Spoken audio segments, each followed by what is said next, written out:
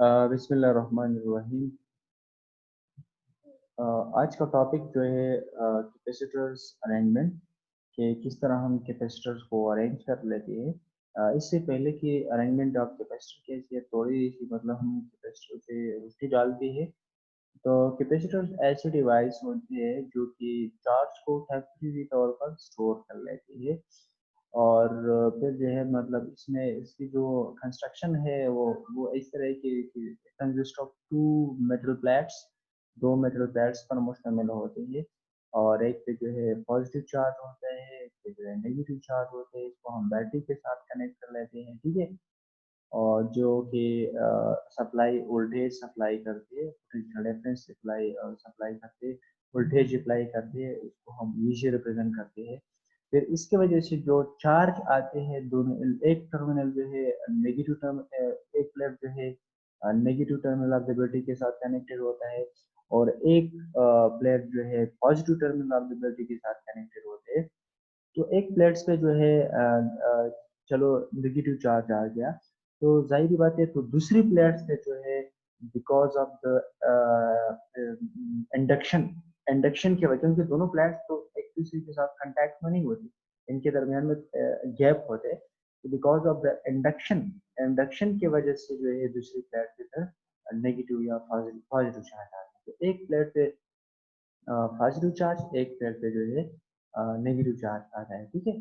तो इस तरह जैसे कि जाहिर है, तो इसकी चार्ज जो मतलब चार्ज को हम क्यू से रिप्रेजेंट करते हैं, और किस तरह जो है कैपेसिटर जो है वो चार्ज को स्टोर करते हैं।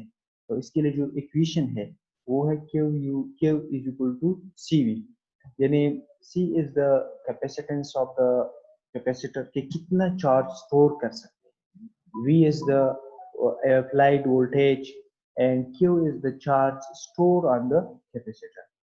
तो हम इस तरह कहते हैं कि the stored charge Q is proportional to the potential difference।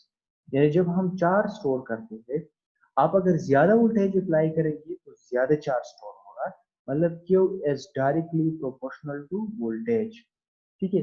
फिर जब हम वो प्रोपोर्शनलिटी वाले साइन को खत्म करना चाहते हैं तो इसकी जगह पे हम सी लिखते हैं, जो कि कैपेसिटेंस ऑफ द कैपेसिटर्स है, कि कितनी अमाउंट ऑफ चार्ज है वो स्टोर कर सकते हैं। मतलब तो the store charge Q is proportional to the potential difference V between the plates, and the capacitance C is the constant of proportionality। ये constant of proportionality है जो कि मेजर करते हैं, क्या मेजर करते हैं, कैपेसिटेंस ऑफ द कैपेसिटर। यानी कैपेसिटेंस ऑफ द कैपेसिटर का मतलब ये होता है कि एक कैपेसिटर जो है कितनी अमाउंट ऑफ चार्ज जो है वो स्टोर करती है, इसकी स्टोरिंग एबिलिटी को हम क्या कहते हैं, इसको हम कहते हैं कैपेसिटेंस ऑफ द कैपेसिटर। फिर इसकी जो यूनिट है, जो कैपेसिटेंस की जो यूनिट है वो है it is called farads। farads is the unit of capacitance of the capacitor। जो कि तो फिर हम जब कैपेसिटेंस मालूम करना चाहते हैं तो हम क्या करेंगे, V को हम इस तरफ लेकर आएंगे, Q डिवाइड बाई V हो जाएगा। ऊपर जो चार्ज है, चार्ज की जो यूनिट है वो कूलम है, नीचे पे क्या होगा, वोल्ट होगा। वोल्टेज है तो वोल्टेज की यूनिट क्या है, वोल्ट है। तो farad is equal to coulomb per volt, coulomb per volt. अच्छा, 1 फराड ऑफ कैपेसिटेंस जो है वो कितना होगा, कितना होगा 1 फराड ऑफ कैपेसिटेंस। एक कैपेसिटर है, इसकी कैपेसिटेंस 1 फराड है। तो 1 फराड का क्या मतलब है, तो farad is the SI unit of capacitor, ये याद रखिए, farad is the SI unit of capacitor. तो 1 फराड कौन सा कैपेसिटेंस होगा, कि अगर हम 1 वोल्ट जो है वोल्टेज अप्लाई करें, 1 वोल्ट, और इसकी जो है इसकी वजह से कैपेसिटेंस के जो चार्ज है वो 1 कूलम ऑफ चार्ज जो है वो आ जाए। 1 coulomb of charge is produced on the capacitor because of the applying of 1 volt of voltage, and the check charge stored that capacitor will have a capacitance of 1। तो ये था कि what is capacitor and what is capacitance. अब इसके लिए formula जो है K is equal to CV इसके लिए formula C is equal to Q divide by V हो जाएगा। अच्छा, अब आते हम अरेंजमेंट की तरफ जब आते हैं, तो अरेंजमेंट ऑफ कैपेसिटर जो है हम दो तरीकों से करते हैं। The capacitors are connected in two ways. One is called the parallel combination of capacitors, and one is called the series combination of capacitors. अच्छा, तो जब हम पैरेलल कॉम्बिनेशन ऑफ कैपेसिटर की बात करते हैं, तो पैरेलल का मतलब ये है कि दोनों कैपेसिटर जो होंगे वो पैरेलली अरेंज होंगे, ठीक है। दो both of the capacitors will be arrange and parallel combination का मतलब ये है कि हम दोनों कैपेसिटर्स को पैरेलली अरेंज करेंगे। मतलब एक ही कैपेसिटर जो होगा, हर कैपेसिटर को अपनी सप्लाई होगा, ठीक है। फॉर एग्जांपल आप ये चलिए पैरेलल कॉम्बिनेशन की डायग्राम है। आप सीरीज कॉम्बिनेशन को देखिए। इस सीरीज कॉम्बिनेशन में होते हैं कि एक कैपेसिटर को जो है हम पॉजिटिव टर्मिनल के साथ कनेक्ट कर लेते हैं। दूसरी जो एंड वाला कैपेसिटर, लेट सपोज यहाँ पे C1 कैपेसिटर, तो C1 का एक प्लेट हमने पॉजिटिव टर्मिनल के साथ कनेक्ट किया, लेकिन C2 का जो दूसरा प्लेट है उसको हमने negative terminal of the battery के साथ कनेक्ट किया। तो लेकिन पैरेलल कैपेसिटर में ये होते हैं कि हर फ्लैट जो इसमें जो कैपेसिटर होंगे कॉम्बिनेशन में, हर कैपेसिटर का जो दोनों प्लेट्स है, एक नेगेटिव टर्मिनल के साथ कनेक्टेड होगा, दूसरा पॉजिटिव टर्मिनल के साथ कनेक्टेड। तो इसी अरेंजमेंट को हम कहते हैं पैरेलल कॉम्बिनेशन। क्या कहते हैं इसको हम? पैरेलल कॉम्बिनेशन कहते हैं। इसकी कैरेक्टरिस्टिक कैसे होंगे, मतलब और इसकी इक्विवेलेंट कैपेसिटेंस क्या होगा, कैसे होगा, कितना होगा। अब आते हैं कि कैपेसिटर्स एंड पैरेलल। अब ये बात याद है कि जब हम कैपेसिटर को पैरेलली अरेंज कर लेते हैं, तो इसमें एक चीज जो है वो कॉमन होती है, सेम होती है, कि वोल्टेज जो है, जो वोल्टेज आप अप्लाई करते हैं, हर कैपेसिटर पे सेम वोल्टेज होगा। लेकिन सीरीज कॉम्बिनेशन में वोल्टेज फिर डिवाइड होगा, और पैरेलल कॉम्बिनेशन में वोल्टेज जो है हर कैपेसिटर पे सेम होगा। तो ये एक कैरेक्टरिस्टिक ये होगा कि वोल्टेज जो होगा, जो नेट वोल्टेज होगा, मतलब V1 is equal to V2 is equal to V3 is equal to V। यानी जो वोल्टेज आपने बैटरी में आपने अप्लाई की है, और तो हर वोल्टेज, यहाँ पे वोल्टेज डिवाइड नहीं होता। जो C1 कैपेसिटर है, जो C2 कैपेसिटर है, जो C3 कैपेसिटर है, हर कैपेसिटर पर सेम ही वोल्टेज होगा, सेम ही पोटेंशियल डिफरेंस होगी। तो V1 will be equal to V2 will be equal to V3। अच्छा, ये तो हो गई। लेकिन अब हम कैसे फाइंड करेंगे नेट कैपेसिटेंस या इक्विवेलेंट कैपेसिटेंस? तो यहाँ पे तो चार्ज जो है वो डिफरेंट, चार्ज जो है वो डिफरेंट होगा, लेकिन वोल्टेज जो है वो सेम। अब देखिए, तो Q1 हो जाएगा, Q1 इक्वेशन तो हमारे साथ है Q is equal to CV, जो ये इक्वेशन है Q is equal to CV। अब हम हर कैपेसिटर के लिए इक्वेशन अप्लाई करते हैं। हर कैपेसिटर के लिए जब ये इक्वेशन अप्लाई करते हैं, तो Q1 is equal to C1 V1, Q2 is equal to C2 V2, Q3 is equal to C3 V3। ये तो इक्वेशन हो गए हर एक कैपेसिटर। अब चार्ज जो है, चार्ज हर कैपेसिटर पे सेम नहीं है, चार्ज हर कैपेसिटर पे सेम नहीं है, तो हम नेट चार्ज मालूम करेंगे। तो नेट चार्ज हमारे साथ क्या होगा? Q is equal to Q1 plus Q2 plus Q3। यानी नेट चार्ज जो है हर कैपेसिटर पे सेम नहीं है, तो हम नेट चार्ज मालूम करेंगे, इनको सम करेंगे।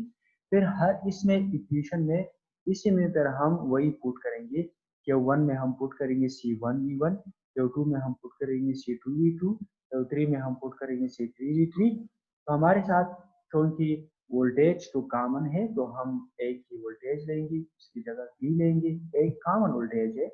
तो आपके साथ क्या बन जाता है? Q is equal to C1 plus C2 plus C3 into V।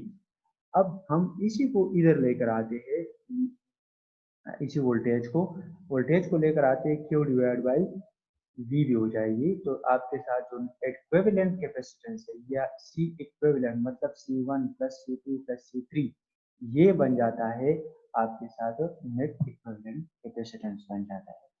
तो यही बात है कि पैरेलल कॉम्बिनेशन में voltage will be same on each capacitor while charge will be not. So net charge will be equal to the sum of all the charges of each capacitors, यही होगा। और आपके साथ जो नेट कैपेसिटेंस है वो बराबर होगा C is equal to C1 plus C2 plus C3। तो अगर आप पैरेलल कॉम्बिनेशन में तीन कैपेसिटर्स को कनेक्ट कर लेते हैं और आप चाहते हैं कि हमारे साथ इसका नेट कैपेसिटेंस जो है वो कितना होगा, फॉर एग्जांपल आपने एक कैपेसिटर लगाए हैं 1 माइक्रोफैराड, दूसरा लगाया है 3 माइक्रोफैराड, तीसरा लगाया है 4 माइक्रोफैराड, और आप चाहते हैं कि मेरे साथ मतलब नेट कैपेसिटेंस क्या होगा, इक्विवेलेंट कैपेसिटेंस क्या होगा, तो 1 प्लस 2 प्लस 3 तो क्या हो जाएगा 6 माइक्रोफैराड हो जाएगा। तो ये था पैरेलल कॉम्बिनेशन ऑफ कैपेसिटर।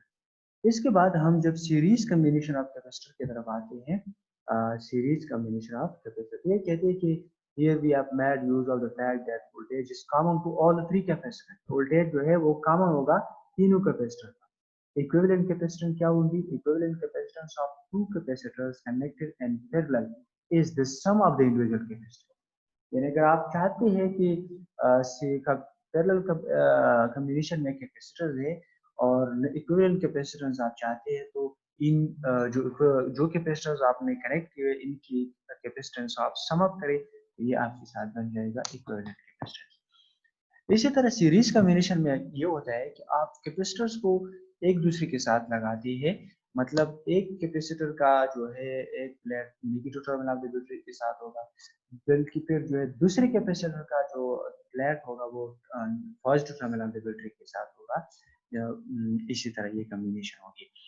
फिर इसके लिए अगर आप फार्मूला फाइंड करना चाहते हैं तो सीरीज कैपेसिटर में ये होते हैं कि आपके साथ मैंने देख लिया कि सीरीज कैपेसिटर में ये होते हैं कि चार्ज जो है हर कैपेसिटर पे चार्ज जो है सेम, चार्ज क्या होगा, charge will be same on each capacitor while voltage will be divided.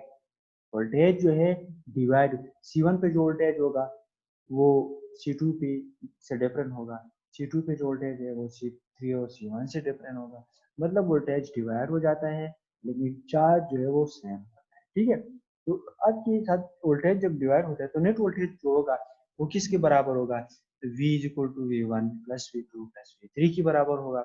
अच्छा, तो आप इसके लिए फार्मूला V1 की जगह हम क्या पुट करेंगे, Q डिवाइड बाई C1।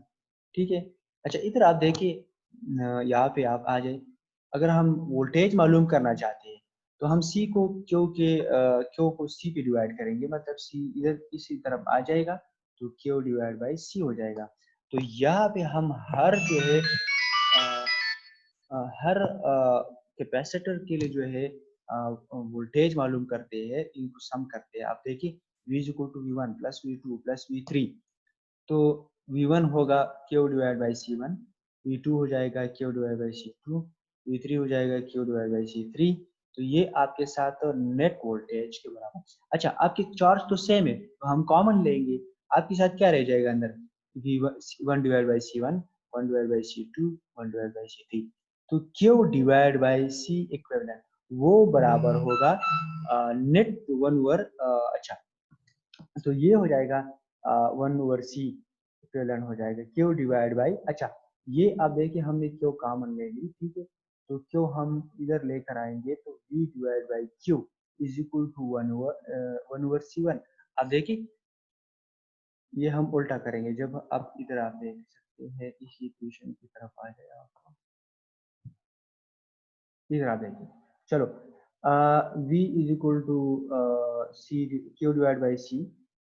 अगर हम वोल्टेज कैपेसिटेंस मालूम करना चाहते हैं तो Q डिवाइड बाई V हो जाएगा, लेकिन अगर V ऊपर है और Q नीचे है तो ये 1 ओवर C1 हो जाएगा, तो दोनों उल्टा हो जाएंगे।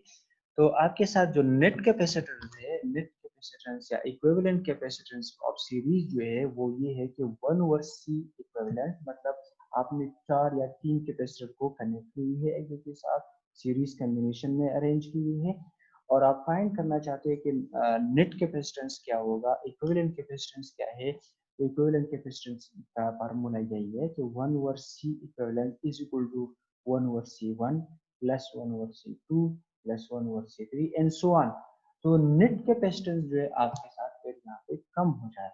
जब हम सीरीज में कैपेसिटर्स लगाते हैं तो नेट कैपेसिटेंस या इक्विवेलेंट कैपेसिटेंस जो है उसकी जो कैपेसिटेंस है, जो स्टोरिंग कैपेबिलिटी है वो कम हो जाती है।